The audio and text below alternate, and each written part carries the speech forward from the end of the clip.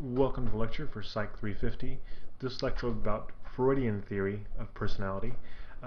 Freud's theory is arguably the first complete theory of personality to be recorded.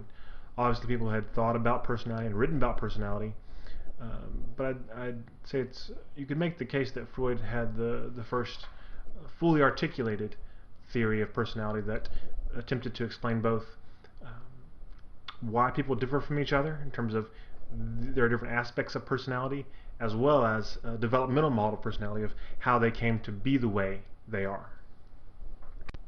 So let's start off with a little bit of background. Freud studied under Charcot, who was a neurologist, like Freud himself. A lot of people think of Freud as a psychologist or even a psychiatrist, but originally, no, he was a neurologist studying with Charcot, interested in people that had neurological symptoms, and primarily Charcot was working, the people that Freud seemed to be interested in were people who suffered from, at the time, what was called hysteria. Now, those same symptoms we would call conversion disorder, which conversion disorder is whenever somebody has central nervous system problem or symptoms like paralysis or glove anesthesia, anything where, okay, well, there's something going on and it seems like, oh, this is probably something to do with the central nervous system, something with your nerves, your spinal cord, maybe a brain thing going on, but where there's these symptoms, but there is no identifiable organic cause, or the symptoms don't fit how the body should work, like with glove anesthesia, where somebody can't feel anything on one hand. Well, the way that the nerves in your body work, that shouldn't happen. Right? If you have damage to nerve endings, it should be a part of your hand or a part of both hands, but not just all of one hand and nothing else. So when you have these odd symptoms that don't fit with how the body works, think, oh, well, there must be some mental problem. And at the time, that mental problem would be called hysteria. Okay, so Freud studied under Charcot, went to medical school, all that stuff, and then began to work with Joseph Breuer, who was also a physician, who was experimenting with treating some of these same types of people suffering from hysteria and other conditions. And the famous case that sometimes people mistakenly think was Freud's case wasn't. It was actually Breuer's case that he talked with Freud about. It was Anna O. That was the pseudonym given to this patient that Breuer was treating for, I think, a bad cough as well as hysterical symptoms. So what they attempted with Anna O was the use of hypnosis. Originally, that's kind of what they had found was working, where when these people that had these hysterical symptoms were under hypnosis, they no longer showed the symptoms. And Freud started tinkering with the talking cure, which is basically doing hypnosis without or doing what they were doing with hypnosis without putting them in a hypnotic trance.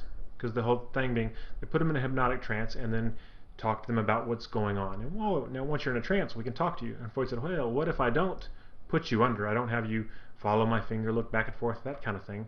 We just do the talking part. And the case of Anna O was a famous case, not a really successful case. She actually got worse and worse under the care of Breuer, working with Freud. At one point, allegedly developed a hysterical pregnancy where she thought she was pregnant but wasn't really pregnant. And at this point, Breuer said, oh, my wife's going to be upset with me. And so he said, get another doctor. Took his wife on a second honeymoon. And that was kind of the end of that. Fortunately for Anna O, the story doesn't end there. Her real name, Bertha Pappenheim, we know now. She went on to recover from her symptoms, probably not thanks to her work with Breuer and Freud, but seeing other physicians. She may have suffered from epilepsy or something else. Eventually recovered, went on to make a lot of advances in the field of social work and women's rights, and was really not a proponent of psychoanalysis or Freud's work, and in fact she would say that it was all bunk and didn't want to talk about any of her time working with them. So an interesting case. Certainly there's some books on it if you're interested in the history of that kind of stuff. Really interesting stories there. Maybe with that kind of case, even though it wasn't successful, Freud apparently thought, oh, I think that I may be onto something here, and if I tweak a few things, maybe I can get it to work. And so he started meeting with more and more people. He was treating in Europe, mostly in Vienna, who were suffering from the hysterical symptoms, and just talking to them without putting them under hypnosis. And what he found was talking with them, doing some kind of regressive work, saying, okay, think back to when you were a child, think back to these earlier memories. He was discovering this kind of common theme.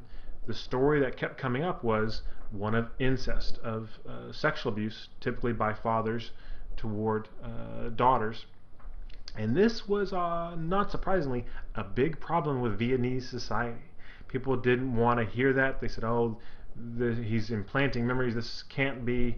We don't do this. Now, did they do it? Did they not? We don't know. But what we do know is they reacted to the stories that were coming out, and so Freud began to modify his theory, which we'll see he's done quite a lot. He said, okay, well, maybe they weren't actually victims of incest. Maybe they wished for attention, physical, sexual, some type of attention from their fathers, and then felt guilty about wanting that attention, and then repressed the memories, repressed that they wanted these things, and when you pull them back out, they can't tell the difference between what was a desire, a wish, and a real memory. And that's kind of where you have the birth of his theory about repressed impulses coming back up to light. So, okay, no, they're not all victims of incest, they just wish they were, which is really creepy, Freud, to be honest with you.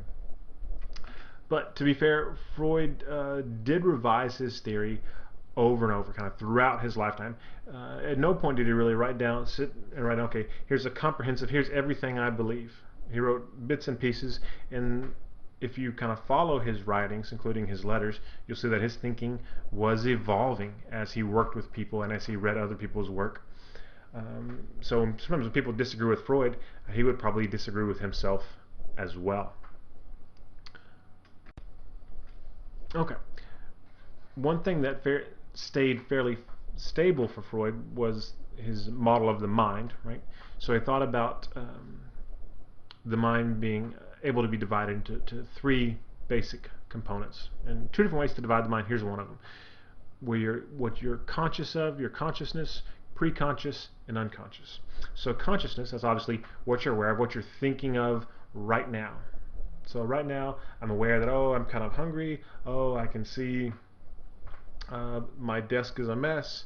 I should probably clean it up. I'm having these thoughts. Those are all in my conscious awareness. And for Freud, what you're aware of is just the tip of the iceberg for your mind. The idea being that there's a whole lot more to your mind, to the cognitive, emotional processes, intrapersonal processes that are going on that you're not aware of. You can't be aware of everything at once. And there's certainly some truth to that. So he said below consciousness is preconsciousness, and these are things that you're just not currently thinking about, but they can be accessed pretty easily. So if I asked you, what did you do for fun last summer? Okay, well right now, if you thought about it, you just brought that information from preconsciousness into consciousness, right? If you can't remember, well, maybe you did something bad that's been repressed into your unconscious. Right? So preconscious is all the stuff that you know, you're just not thinking of right now. Now, the part that Freud thought made up the bulk of the mind, that he was really interested in, is the unconscious, right? And that's the idea here is that there are these processes, these cognitive processes, that influence behavior significantly, and you're not aware of them. Right? And for Freud, most of them are kind of dark and dirty. You know, these are the impulses, the thoughts, the feelings that are kept from consciousness. They're kept even out of preconsciousness because they are threatening, and they're threatening to the ego. What's the ego? Well, that's when we get to the other model of the mind that Freud talks about. So conscious, preconscious, unconscious. Another way to divide the mind is into the id, the ego, and the superego. So when you start off, according to Freud, when you're born with just id, right? And the id is that part of the mind that follows the pleasure principle. And the pleasure principle is all about I want to feel good, I don't want to feel bad, and I want that now. Right? So the id is kind of, since you're born with it, think of like a baby. A baby is all id. You know, a baby's crying, you're like, oh, you can't cry right now. The play's about to start. The baby's not going to go, oh, you know, you're right, that would be rude of me. I apologize. The baby's going to cry because it wants something and it wants it now. It doesn't care about anything else. It just wants to feel good and not feel bad, right? And sometimes I think the id gets a bad rap. People think about the id being kind of immoral, like, oh, your id's in control, and I think that has to do with our American culture and our puritanical roots. But the id for Freud wasn't inherently evil, wasn't a vice. It's just the part of the mind that sought pleasure and sought to avoid pain. It's pretty simple, pretty primal. Okay. And when the id can't meet its needs, one thing that Freud suggested develops pretty early on is this ability to engage in wish fulfillment, right? So for a baby, the baby is hungry and wants to feed. Baby can't feed for right now because mom and dad are busy. You stick a pacifier in the baby's mouth and baby imagines, there's some process that goes on and says, oh yeah, I am suckling from the mother or taking a bottle right now. And so I'm eating now, even though they're not eating. So being able to kind of fool yourself into thinking your needs are being met is wish fulfillment, which Freud says starts very early. So the id present at birth, and then within the first 2 years at some point, as the human organism interacts with the world, right? I want, not always getting. At some point, the ego begins to develop in those first 2 years. And the ego is that part of the mind that follows the reality principle. When the reality principle is all about, well, how can I realistically meet the wants and needs of the id? Right? So there's a plate of cookies on the table, and the id goes, I want cookies, I want cookies. And the ego will say, we'll look around, okay, yeah, there are cookies here, and yep, I can reach them. That's doable. Let's have a cookie. Or the ego say, nope, cookies not available. Better go find an adult to get me those cookies. Right? The id's not going to think about problem solving. The id's just going to go, I'm going to try to get cookies and try to climb on the table, jump on the table, whatever. The ego is the one that has to figure out how to get those needs met. Okay. And then at the same time, the rest of the mind is developing, and the third piece comes last and develops for Freud by age 5. And that would be the superego. So the superego for Freud is the internalized society or internalized parental units. So all the prohibitions and ideals of society and of your parents get internalized into you. Like, no, don't do that, don't do this, don't touch that, don't play with that, that's bad. So, this is good. Be nice to your sister. Give to charity. All these things that you're told and you learn, mostly from your parents, but also from larger society, get internalized. So they start out, a baby doesn't care about any of that stuff initially. For Freud, you're not born altruistic for Freud. You're born just wanting pleasure. But then those ideals are internalized at some point. And the superego can be underdeveloped, right? So an overdeveloped superego, what would that look like? If you're the kind of the conscience, the Jiminy Cricket, the parental voice in your head, if it was super well developed, what would that look like? Don't do that. That's bad. That's naughty. Don't do it. You'd probably look a little, what some people may say, neurotic. You don't want to do anything, and you're always very careful not to offend anybody, and it could cause a lot of anxiety. Right? What if your superego were underdeveloped? Well, then you may have a sociopath at the extreme end, right, where you don't develop those rules at all. Like, oh, I can't have that because you have it. Well, I could just kill you, and then I would have it. No problem, right? That would be somebody with a very underdeveloped superego, according to Freud.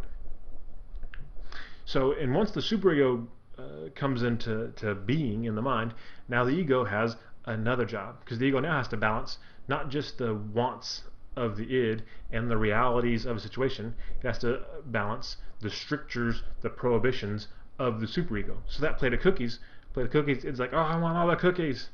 Ego's like, well, yeah, they're cookies, we can get them. And superego comes and says, no, cookies are bad. They'll rot your teeth.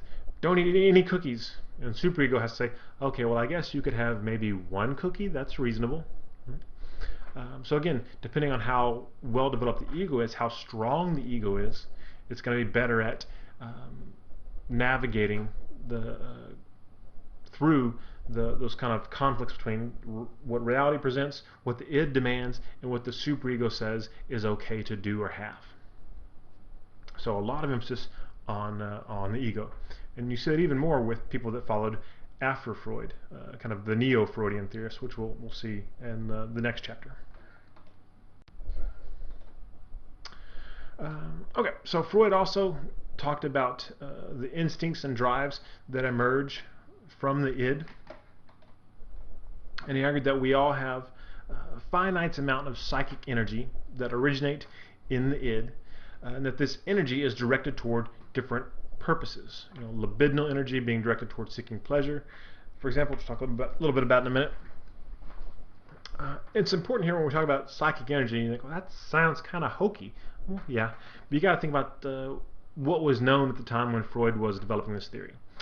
Knowledge of energy at that point was very different than our current knowledge of energy. Right? Einstein's theory of relativity had just been proposed a few years before Freud's trip to America, so those ideas were still stewing in Europe when he was doing his writings. But things that were established and popular were things like ideas of Anton Mesmer, mesmerism, animal magnetism, and Mesmer was out there saying, oh, well, there's a form of matter that exists in all living things that can be manipulated with magnetic forces. And of course, if you read about Mesmer, you'll see that eventually he was exposed as a charlatan and a fraud and ridden out of town. But for a long time, those ideas were popular, and they had been for a while. And beyond that, you have ancient beliefs from the East about chi, this kind of life force energy that can be concentrated in different parts of the body. So for some people, this sounds really kind of weird, but in context, at the time, people thought, oh yeah, that makes sense. I get it. And for Freud, I would imagine to some degree, he probably felt that this psychic energy was as real as mechanical energy. When his early writings seemed to suggest that. He seemed to be talking very literally about libidinal energy, the kind of psychic energy. As his writings progressed, he seemed to become more metaphorical in his reference to psychic energy, and less looking for, because again, starting off as very much a neurologist, there's nerve excitation, energy moving from these nerves to those nerves, and then it moved away from that to being more metaphorical, where it seemed to be, okay, here's the idea, I don't know the mechanics behind it, where early on it seemed to be more focused on the mechanics. As I already said, one of the forms of psychic energy that was really had a lot of emphasis was libido, which is life energy or sexual energy. Sex part of that has been really emphasized because it's it's sexy, but really libido energy is about pleasure, right? So the desire for sweet and fatty foods, Freud would say, comes from libido, which again has nothing to do with sex, just has to do with pleasure, feeling good, right? So there's a certain amount of energy that Freud would argue drives you to seek pleasure and avoid pain. But then there's also another form of energy, which he didn't originally talk about, but was one of the revisions to his theory, and that would be this the idea of the thanatos instinct, or the death or aggression instinct. And the development of this idea probably was influenced by his experience of World War I and later World War II, as he was fleeing from the Nazis. And Thanatos is all about a drive toward uncreating, toward destroying, and also toward dominating. Right? The idea being that Freud looking around the world and seeing people doing these bad things, destroying, engaging in war, looking to conquer, trying to get power. He said, okay, well, this must be something that we are born with. There's a drive, because obviously people don't argue with, oh yeah, we want to feel good. I get that. The idea of, oh, we want to kill things, people are less comfortable with that, but it does fit some things in our world, given our tendency to destroy things. And even a young child, if you ever play blocks with a kid, what do they like more? Building a tower or knocking a tower down.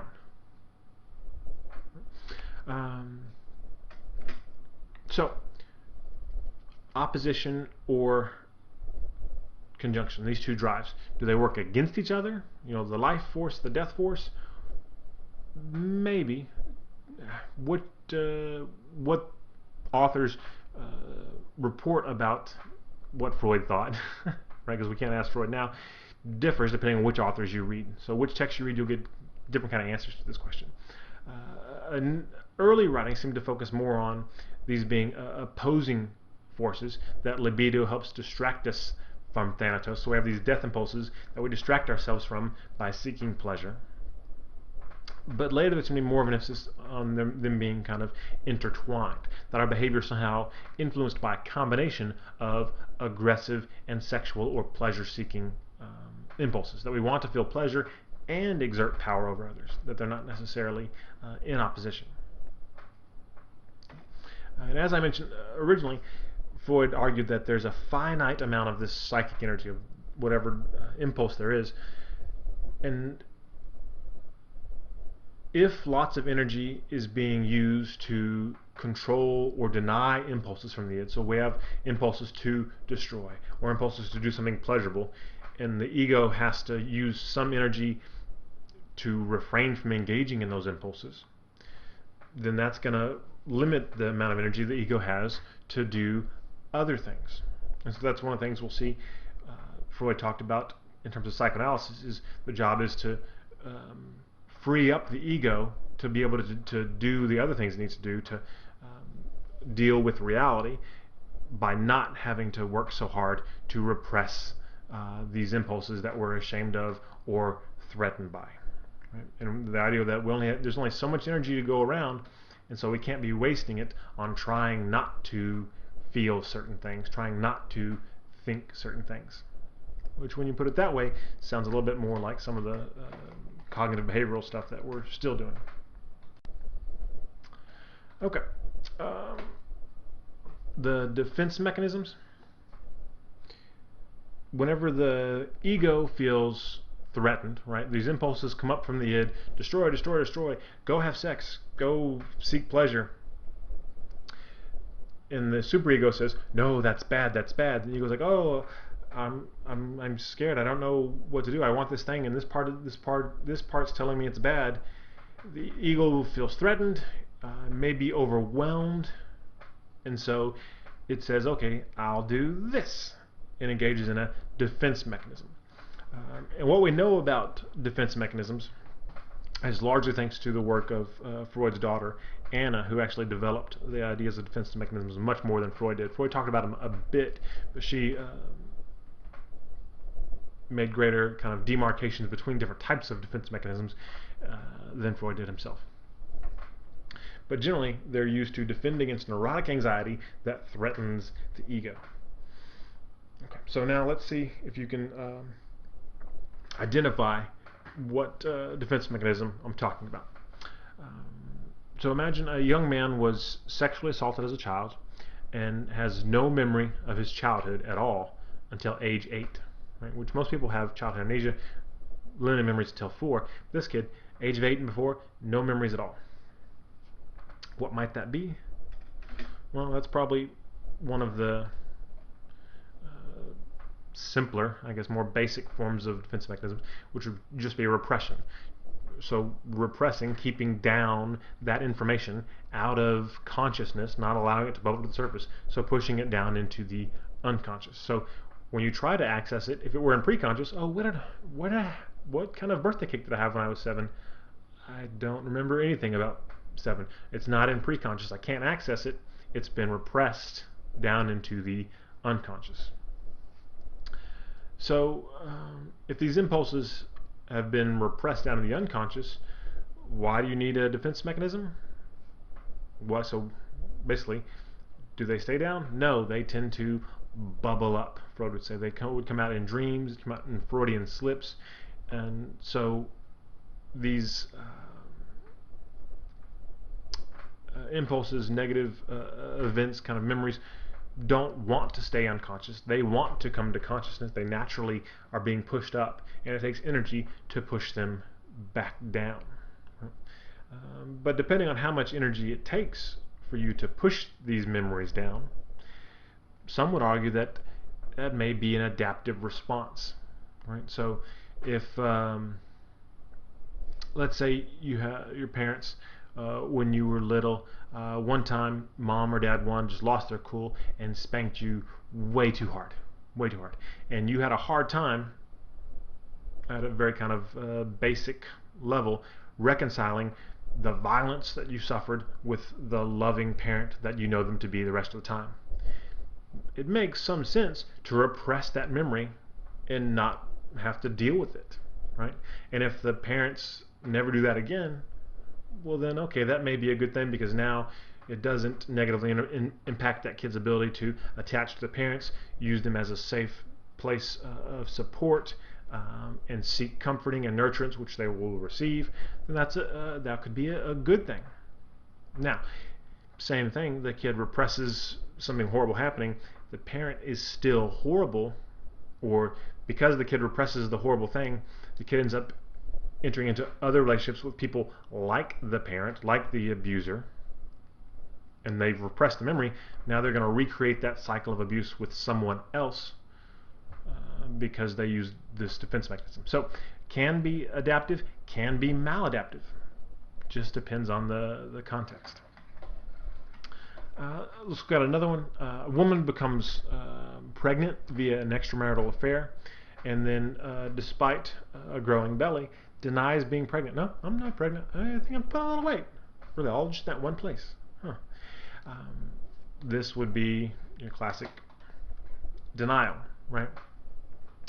So when there's evidence that something is true, but we just refuse to acknowledge the truth. So what's the difference between this and repression? The difference being there's evidence about the impulses evident when there's denial, right? So if you repress something, well, we don't know you repressed it because nobody knows it happened. Whereas if, let's say, somebody were abused and there were physical evidence of it, there were, recordings, and they said, no, that's not me. Okay, well, that's denial. Probably, if they don't remember it, it's repression and denial.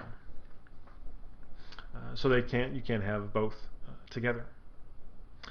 A third one, imagine a therapist who has romantic feelings towards a client and then writes an article wondering about the therapeutic impact of sleeping with a client.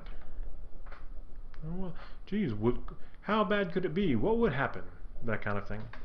This would be intellectualization, right?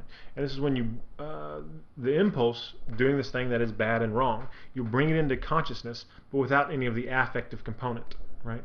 So the therapist who wants to have sex with the client, that's bad. And so the impulse bubbles up, but without the, oh, I want to have sex with this client, just one little piece of it comes up, oh, sex with a client.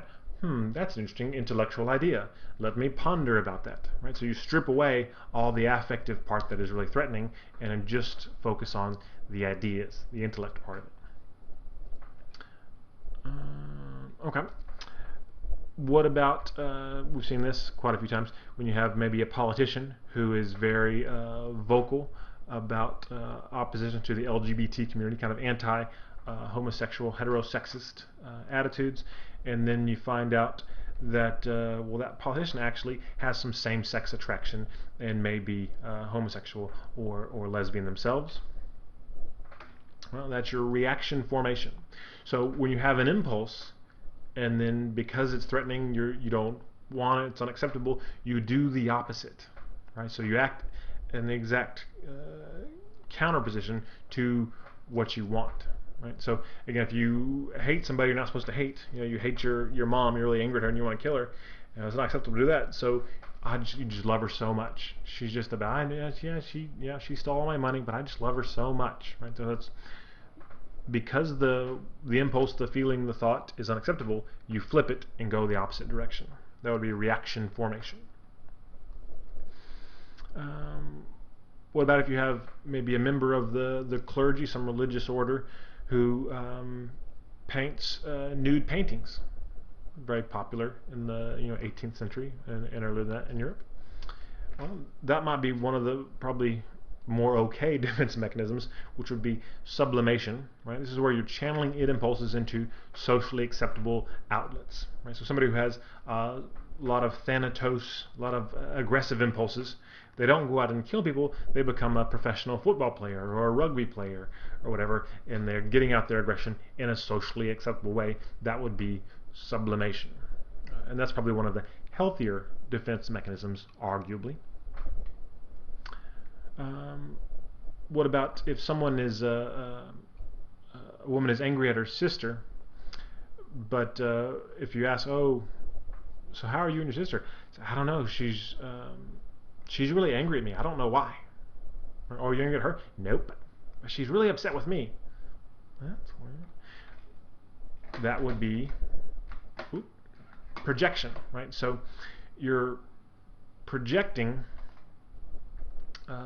your impulses, attitudes, feelings that you have. It's not okay for you to feel this way, and you project them onto someone else. So I'm angry at you, and rather than it's not okay for me to angry at you, so I see you being angry at me. Right? So I'm just projecting my feelings onto you. This is I think probably the more classic example when somebody has committed infidelity and they begin to doubt the faithfulness of their partner. Right? Are you sleeping around? Are you cheating on me? Let me see your phone. Well, that's probably because you're feeling guilty yourself. And the last one being displacement, which is similar to projection. Example of this would be somebody that gets angry at their parent and then goes and gets in a fight at school. So this is changing the object of our impulses. So going back to the sister one, feeling angry at sister, that's not okay to be angry at her. So instead of thinking she's angry at me, I'm going to go be angry at someone who it is safe to be angry at. So projection is projecting the feelings onto somebody else. Displacement is just choosing a different target for your feelings or your impulses. Right? And it's usually whenever the true target, having that target would end poorly for us, or we're not okay with it. And this process of shifting the focus of impulses has been used by some to describe the development of fetishism, right?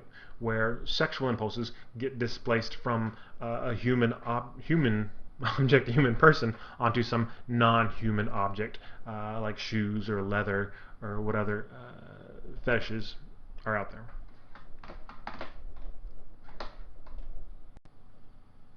Okay. Now, beyond Freud's theory of personality in terms of, okay, here are the aspects of the mind, here are the things that the ego does to protect itself, and we've got the id throwing out impulses, wanting to do all this stuff. We've got the superego saying, no, no, no, you can't do it. So that's kind of Freud's theory of personality in terms of, here's what people are like, here's how they can differ from each other. He also made a contribution in terms of a developmental model of personality, though it's somewhat limited because for Freud, as we mentioned earlier, the superego developed by 5, and for Freud, largely personality development is done by age 5. And now, so however you are at age 5, you're set up for Freud.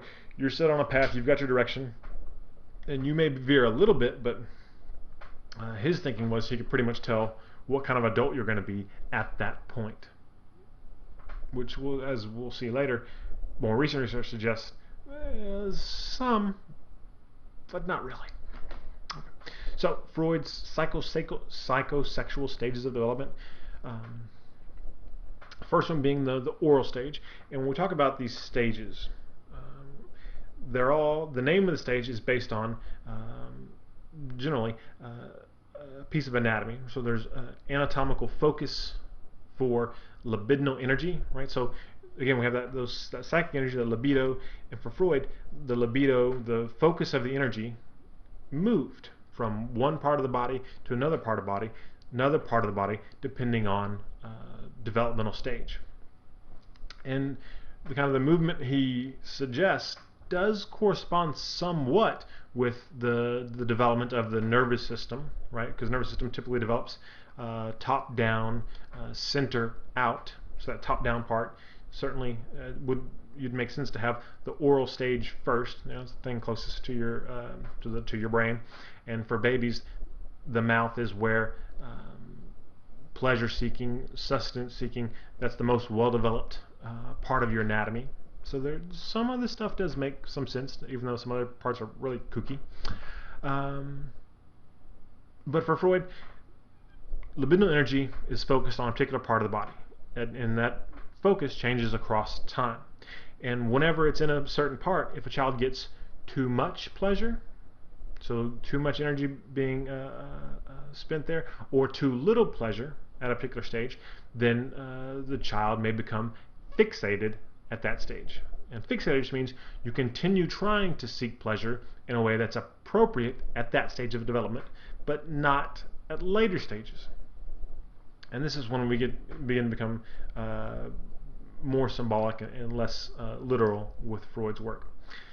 In the oral stage, obviously the infants, babies seeking pleasure from feeding, makes sense. So the major crisis of the stage, so you move out of the stage when you resolve the major crisis, which is weaning, right? So being moved away from the breast to the bottle. And of course not all babies would experience this now, as breastfeeding isn't used by everyone. In Freud's time it probably was much more common. Obviously for economic reasons, it makes much more sense. Pretty much everybody was breastfed and everybody was weaned. So for Freud, how weaning was resolved, if it was done successfully, determined whether or not you became fixated at the oral stage. And somebody who became fixated may develop an oral personality, right? And for Freud, one way that this might happen would be that and the oral personality would be characterized as someone who was somewhat dependent, right? And that makes some sense if you think about babies where they're orally fixated. They're depending on this other person for pleasure and support and affection and nurturance and sustenance, right? I'm not going to the fridge and getting something to eat. It's coming to me. And so if you get fixated at that stage, I always need people to help me feel good. I can't do things myself. Maybe. And then Freud also warned about if there are problems with weaning related to teething, right? So when kids teeth, they tend to bite things. And so if a kid is teething and still breastfeeding, obviously you're going to have some interactions there. If you bite the mother, she's going to react, usually with at least a scream, sometimes something more. And whenever think about the baby's mind, and the mother is this object of goodness and support and safety, and that good mother screams or is upset, that could, I think you would probably agree, affect your worldview.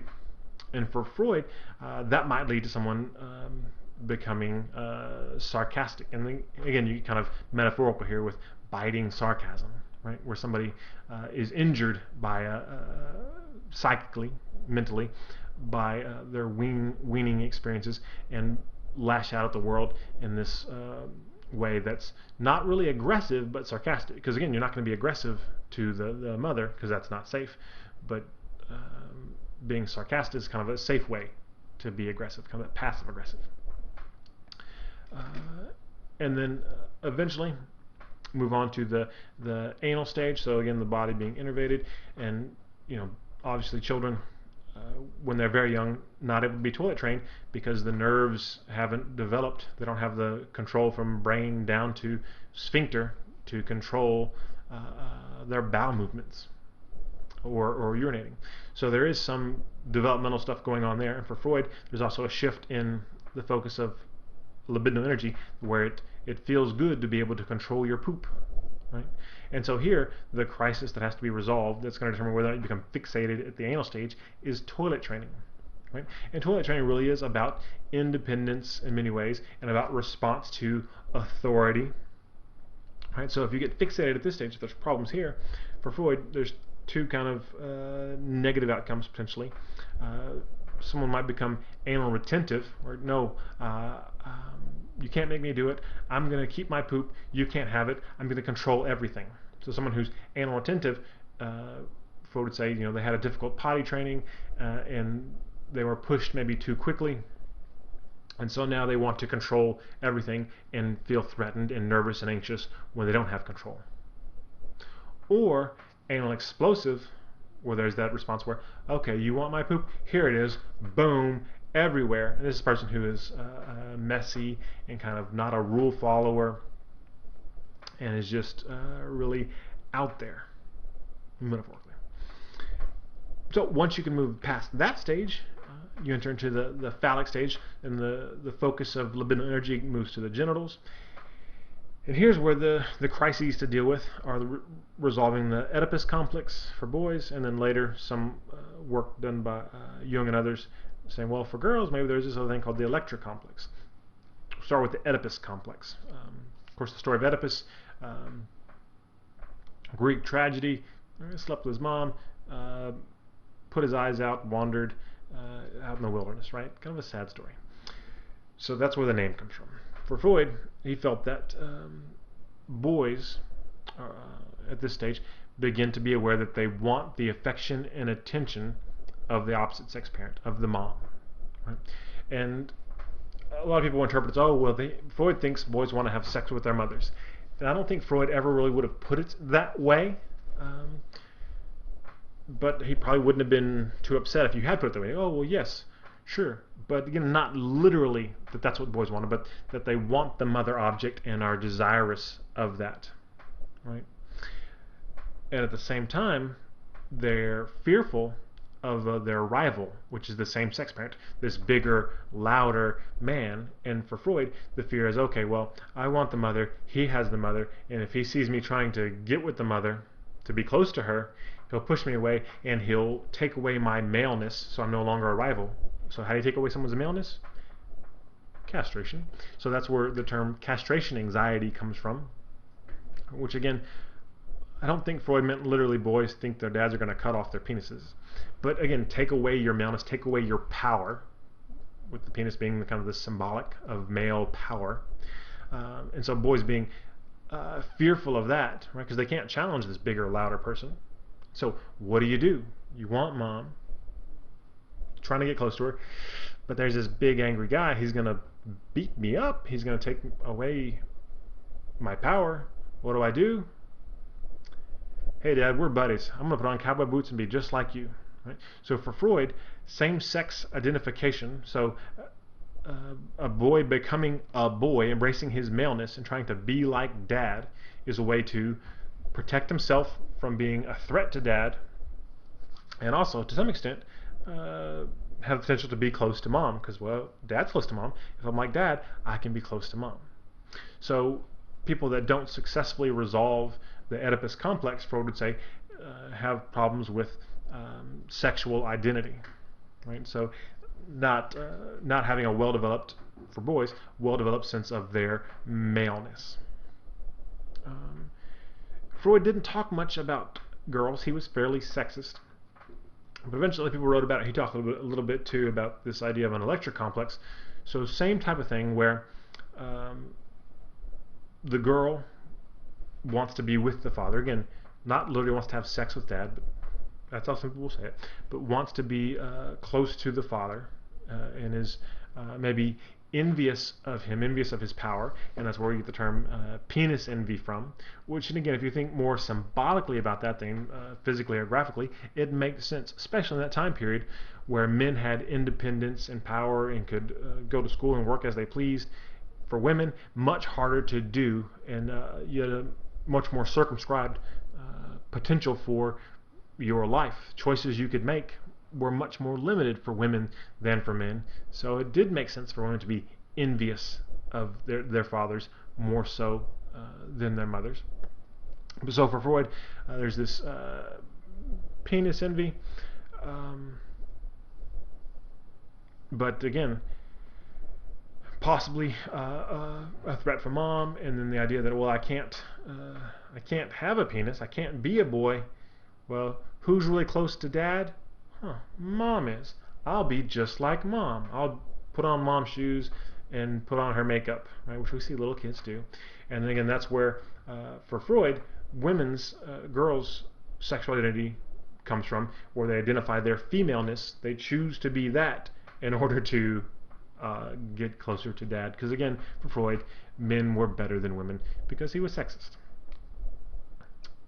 Okay, so after all this tumult, all this crazy stuff going on, right? The oral stage with the breastfeeding, and the anal stage with the toilet training, the phallic stage with wanting to be with your parents, and then, well, let's take a break. So Freud then proposed, well, then after all that tumult, there's a dormancy period for libidinal energy where all of a sudden you're not really that worried about getting pleasure. And instead, now you're just focusing on friends and schoolwork and, playing, being a kid. Okay, Freud. And then the final stage of the psychosexual model will be the genital stage. So libidinal energy resumes activity and back to the phallic focus, but now in a more adult way, and the focus is on romantic relationships with people primarily not related to you. So this is, for Freud, this is kind of going on in puberty, where all of a sudden, okay, now you're interested in romantic partners and trying to resolve that whole conflict. And for Freud, that was it for personality. Kind of after puberty, now you're good. No more stages.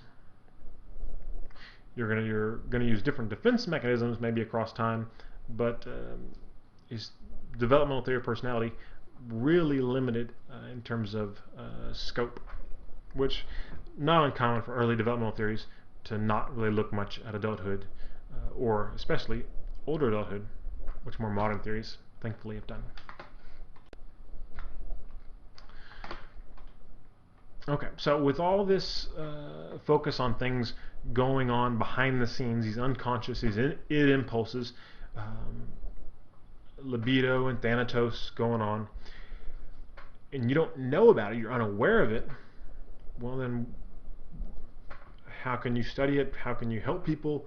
How can you make use of it? You have to be able to access the unconscious. So, how did Freud say we could access the unconscious? One of the most common ways would be through dreams, right? Dreams referred to as the royal road to the unconscious, right? The idea being that when you're asleep, you can't use defense mechanisms, right?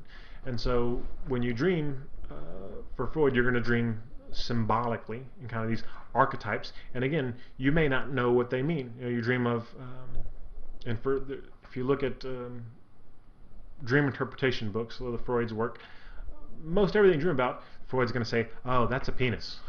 Some of it, okay, yeah, snake, sure, a tower, okay, but then everything else, yeah, also a penis. Maybe Freud had a focus, I don't know.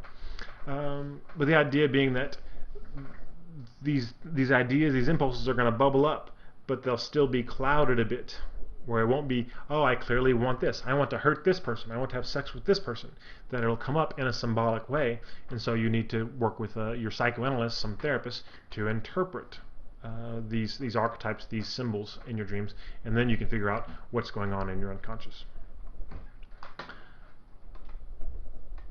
Also, early psychoanalysts started to experiment with the use of projective tests, which have been much more developed since those early theorists.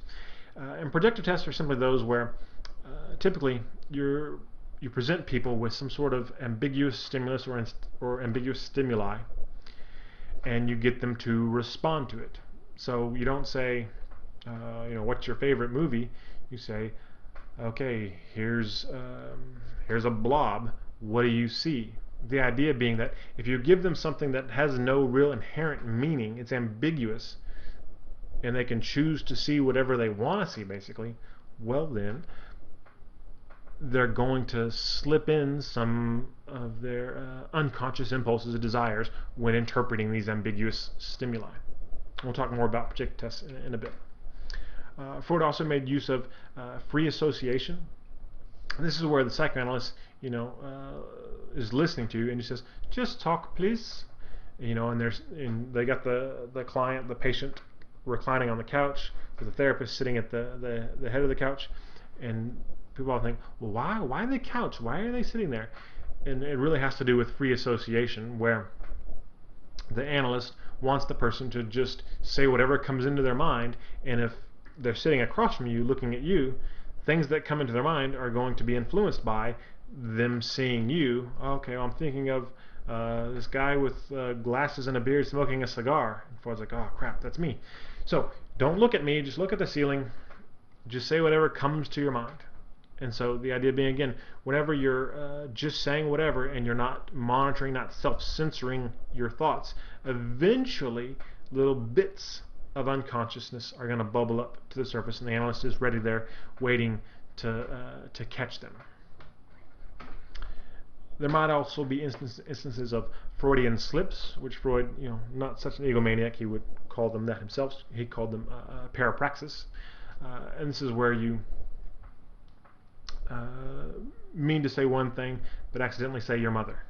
Right? So if you're ever a little kid in first grade and you go up to the teacher and you say, "Mommy," whoops, that's a Freudian slip where, again, maybe the kid is wanting to have the nurturance and safety and support from this female, and so wants her to be a mother and accidentally calls her mother, knowing really that it is the teacher.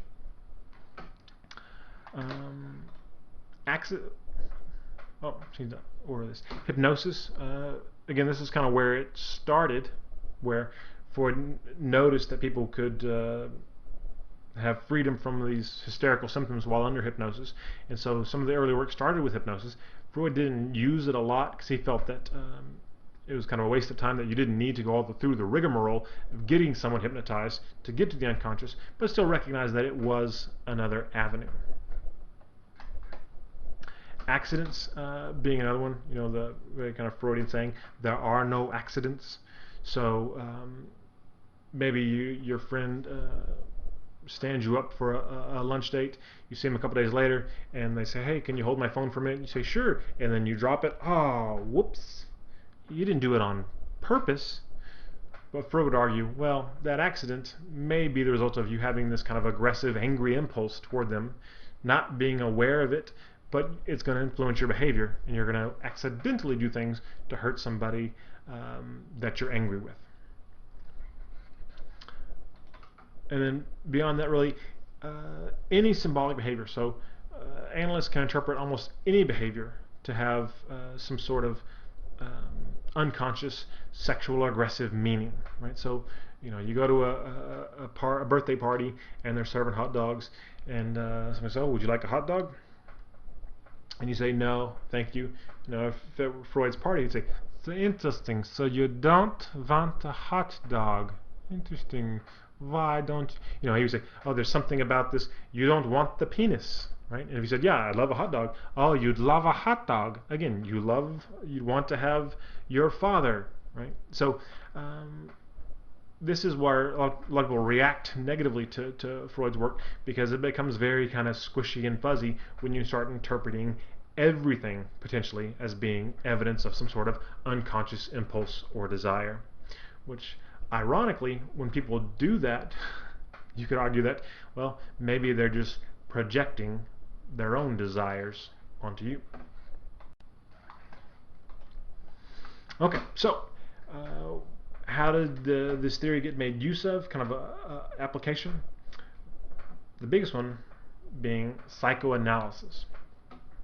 Now, psychoanalysis, classic psychoanalysis, I say, is extremely rare now. I doubt that there's more than a dozen people still practicing true classic psychoanalysis, at least in the U.S. There are plenty of psychodynamic psychotherapists and people doing work that are heavily influenced by psychoanalysis and Freud's work. But true psychoanalysis, where you're meeting with a therapist every day for years, just doesn't happen, largely due to managed healthcare.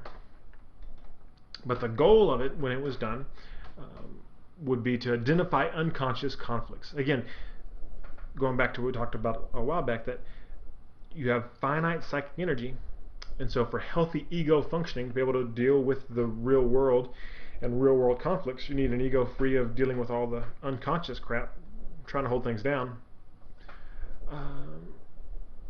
You've got to bring these conflicts up to the surface, defeat the defense mechanisms, and that will help the person be better able to deal with their life, and it'll lead to abandonment of symptoms. So a lot of these kind of psychological symptoms like hysteria and having an erotic attitude, Freud would say, oh, these are defense mechanisms. That's not the problem. What your problem isn't your problem. Your problem is a defense mechanism to cover up from this impulse.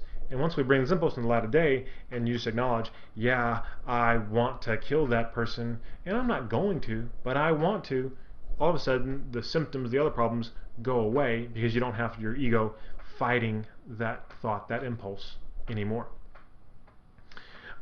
Primarily, Freud, the tools he relied on would be free association and dream analysis. So we already talked about that classic couch, and again, years of analysis working with someone. But I think one thing that people don't appreciate maybe fully is it's not so simple as it's sometimes portrayed in the popular media. Because Freud did put a great deal of emphasis on the timing of interpretations, and that the therapeutic relationship between analyst and client needed to be well developed for interpretations to be effective. So Freud didn't have the bravado to think, oh, come in, you're on the couch for a little bit, and then I'll diagnose you, and I'll say, okay, yeah, you want to have sex with your mother, you want to kill your father, and you hate spaghetti, whatever. No, Freud realized that even if he could pick up on things, it's going to do you no good for him to tell you that until a relationship has been established and there's some transference that's happened, and you're able to accept the interpretation. So it's not just kind of this dry clinical, you tell me this, I figure it out, solve the puzzle, and tell you thing. There is a relational component to psychoanalysis as well, which really shouldn't be that surprising, given the level of contact. Again, every day for years that were expected. One thing that can occur in psychoanalysis, is supposed to occur really, arguably, is resistance. So this is when a client starts not showing up on time. When they do show up, maybe they talk about irrelevant things. Oh, so yeah, the other day at the supermarket, I was just so upset. The cashier couldn't get my coupons to work. And why are you talking about coupons? Your mom just died. Right? That's resistance. And for Freud, he said that's a good thing. That's a good sign, because resistance is going to happen. It's a defense mechanism. Another one, whenever you're getting close to the root of the problem, when the impulses are getting closer to the surface, the real work, the last ditch effort is to resist. And so Freud says, okay, if you see resistance, good. Analysis is progressing appropriately. Keep going a little bit further. We're about to have a breakthrough. Freud also talked about transference and countertransference. Transference being viewed by Freud as a helpful process, whereby a client uses displacement with the therapist as the target.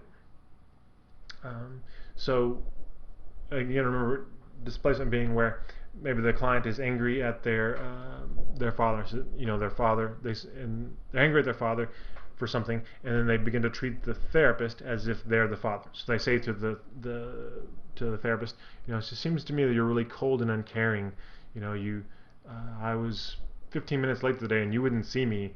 And the therapist might interpret that and say, okay, who in your life is cold and uncaring, right? Interpret that as transference, that it's not about me, it's about someone else, and you're displacing it onto me. And for Freud, that could be really useful, and that's why he tried to be a blank slate in session. And again, you sat looking away from him so that you could displace these feelings onto him, and then he could interpret them, and you could figure some things out. Countertransference, instead of the client's feelings going toward the therapist, it's the therapist's feelings toward the client. So a therapist begins to find themselves really frustrated with the client or attracted to the client, whatever it is, some feelings. Freud warned against countertransference. He said, guard against it, be aware of it, don't let it affect your work. Later, people, kind of neo-Freudians, suggested, well, maybe it's not something to necessarily just guard against, but also make use of it, right? It can be a helpful source of information. If you find yourself being really agitated and angry at a client, Okay, well, that may be a clue as to what this client's life is like. If they tend to elicit anger from people, well, okay, what's going to be like for them going through a world where everybody's angry at them? Right? And then helping them figure out, okay, how is it they're making you angry? Then how do they make other people angry?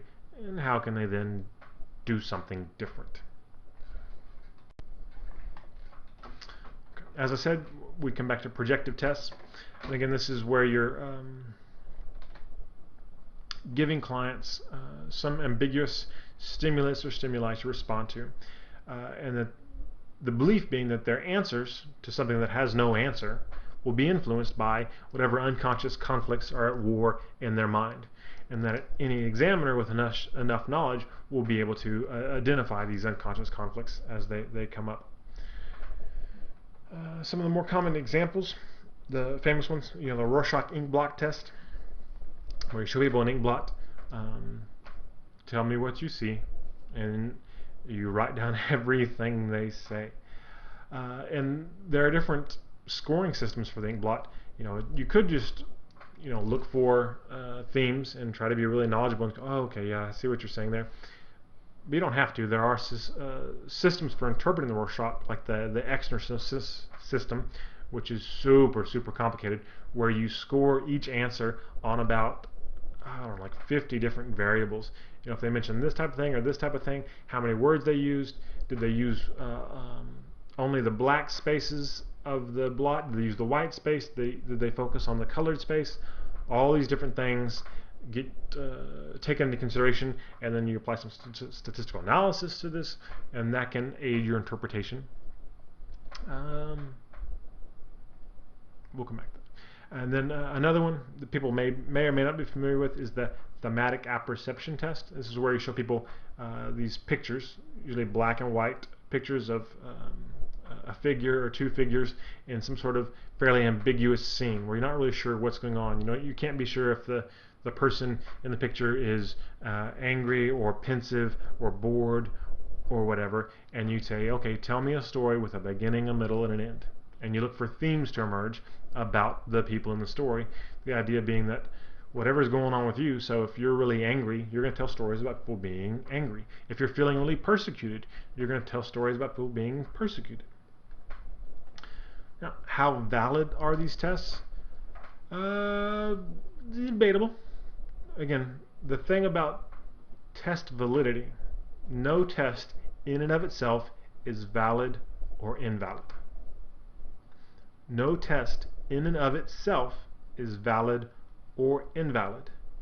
A test is only valid or invalid for a given purpose, right? Like if I use a scale to weigh some fruit, okay, then if it's a decent scale, it's probably a valid measure of weight. If I use that same scale, okay, place it on the scale, and I say, okay, yeah, I think you're introverted. That's not a valid assessment of introversion. And again, it's not that it's a bad scale, you're using it for the wrong purpose. It's not measuring what you want it to measure. So, are these valid measures of personality?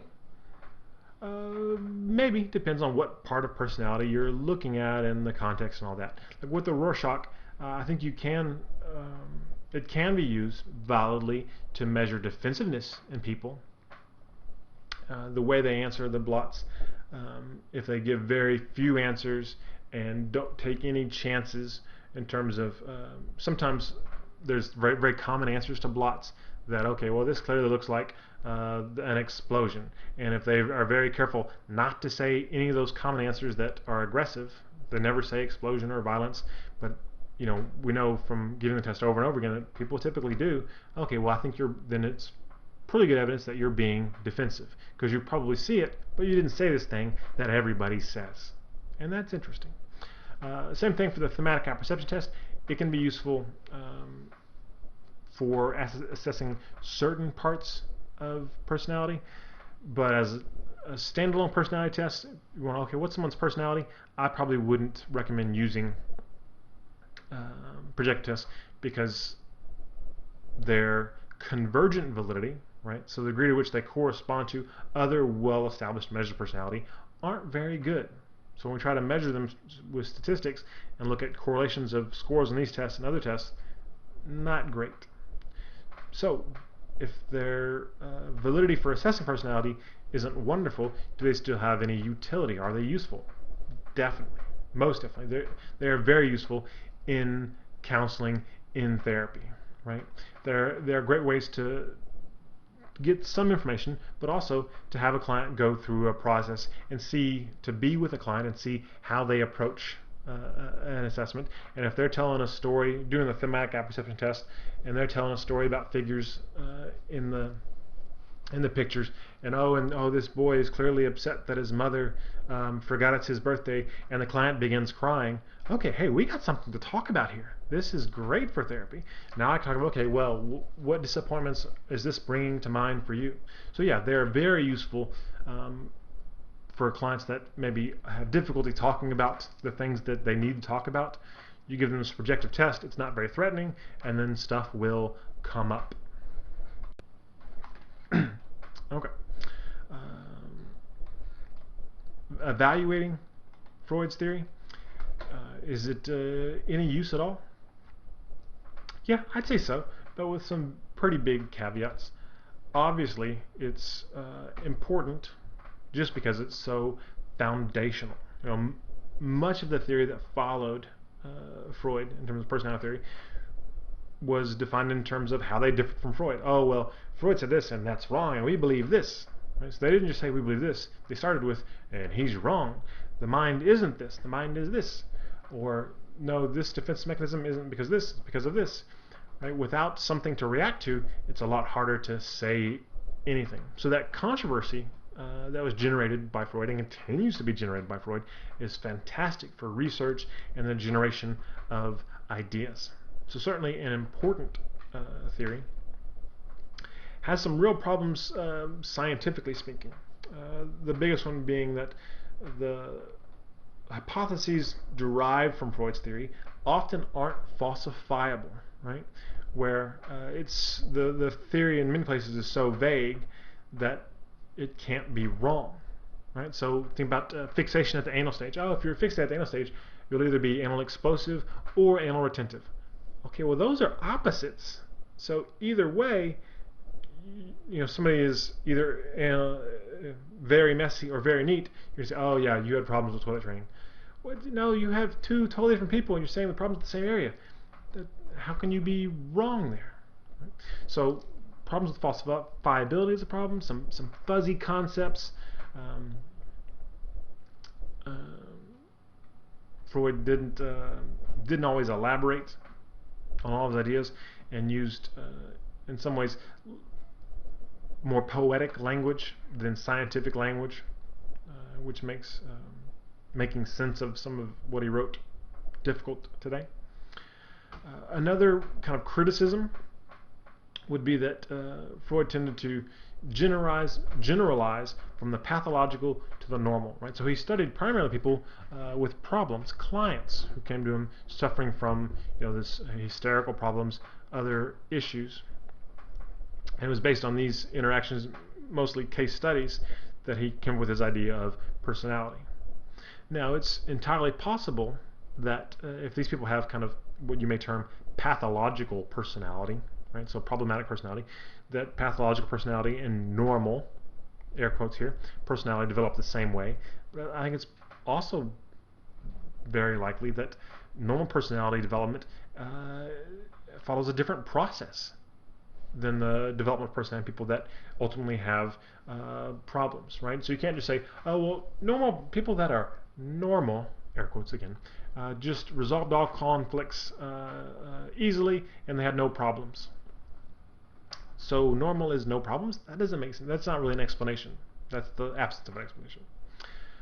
So there's some problems, some limitations there. Obviously there's some bias inherent in case study data. Again, Freud didn't go out collecting lots of data, doing lots of surveys or any experiments, just treating people, taking notes, doing psychoanalysis, and doing a lot of thinking. The problem with using that approach, again, it's great for kind of formulating ideas, but he's going to hear what he's listening for, right? So once he gets an idea, okay, well, I think there's this, it's all about sexual impulses. He's going to pay attention every time somebody says anything sexual, and he's not going to pay as much attention when people talk about, affiliation or altruism or these other ideas that are different. And then the last criticism I'll mention of Freud is some people say, well, he didn't think of this, and he didn't mention this, and, he didn't complete this thing. Basically saying, well, he didn't think of everything, which is a bit laughable. I think that's probably one of the less fair criticisms of Freud. Again, being one of the first theorists to kind of put out a broad theory of personality. Yeah, there's going to be some holes, and that's true. There are certainly holes, but not something you can take Freud to task too much for, given the enormity of the scope of his work and his influence throughout the years. Okay, wrapping up. What should you know from all this? You should know the key components of Freud's theory. So kind of the structure of the mind in terms of consciousness, pre-conscious, unconscious. Also the other kind of structural model with id, ego, and superego. Know what all those are, be able to apply information from that. So if say, oh, you know something this way, is it in your consciousness, unconscious, or pre-conscious, right? The part of the mind that wants to do this, would that be the id, the ego, or the superego? Okay. Know the psychosexual stages. What's the focus of libidinal energy in each one? What's the crisis you have to resolve at each stage? What's the pleasure principle? What are libido and thanatos? So know those big kind of key concepts. Know a little bit about the application of theory. And so the application of Freud's theory, again, goes to psychoanalysis and projective tests, assessment. Projective tests are based entirely on Freud's work that, okay, there are these unconscious things that we can only get at them if you put out these ambiguous stimuli that people can then project onto. And then be able to evaluate the theory. Think about the strengths, what has Freud contributed, what's still valid, what's still useful, and then what are the weaknesses, kind of cultural limitations, things that he just clearly got wrong. Okay? And if you've got all those things down, then you should be good. All right, that's all for now. Take care.